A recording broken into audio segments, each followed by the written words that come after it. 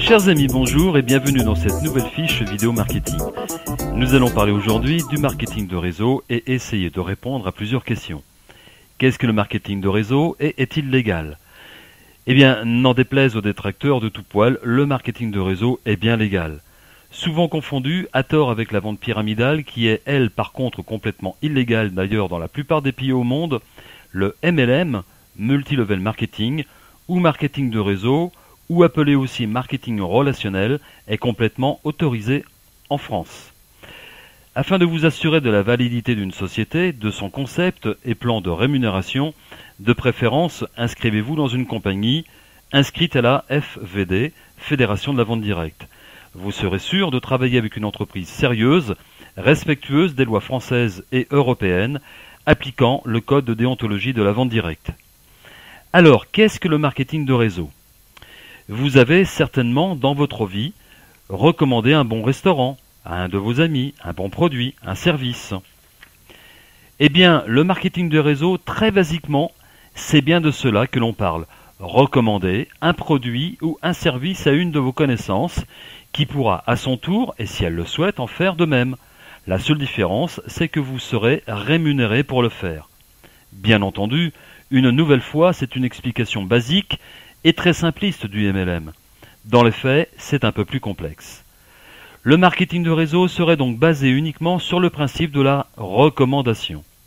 Cependant, on peut aussi le voir d'une autre façon, celle qui serait de proposer à un prospect l'opportunité de créer sa propre entreprise. Imaginez un grossiste d'un quelconque produit qui voudrait développer son business rapidement auprès d'une clientèle de professionnels ou de particuliers. Que va-t-il faire?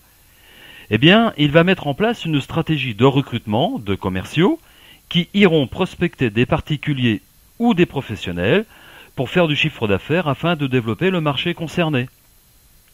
Eh bien, figurez-vous que le marketing de réseau, c'est un peu de cela aussi. Vous démarrez comme distributeur indépendant d'une société de vente directe. Vous avez deux choix possibles de développement. En créant votre portefeuille de clients pour gagner des parts de marché et développer votre chiffre d'affaires, et ou en créant votre organisation de distributeur indépendant pour là aussi conquérir des parts de marché et développer votre chiffre d'affaires. Vous serez rémunéré sur le chiffre d'affaires que vous réaliserez auprès de vos clients personnels et vous toucherez des bonus, commissions sur le chiffre d'affaires de vos propres distributeurs indépendants.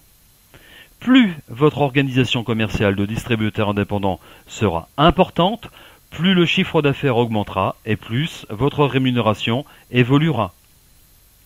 Alors je suis bien conscient que cette explication, bien entendu, une nouvelle fois, est des plus simplistes, mais par contre elle est bien réaliste.